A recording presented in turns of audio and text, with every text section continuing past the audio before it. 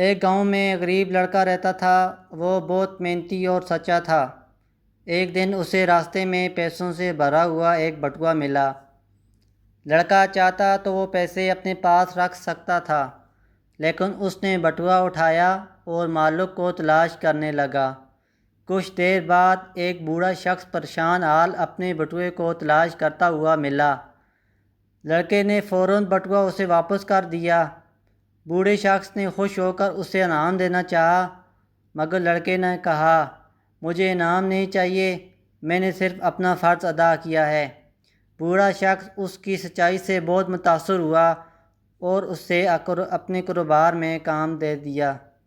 کچھ ہی عرصے میں لڑکی کی زندگی بدل گئی۔ سبق: سچائی اور ایمانداری کبھی ضائع نہیں ہوتی۔ اللہ نیک نیت انسان کے لیے وہاں سے راستے کھول دیتا ہے جہاں اسے گمان بھی نہیں ہوتا۔ سبحان اللہ، جزاک اللہ۔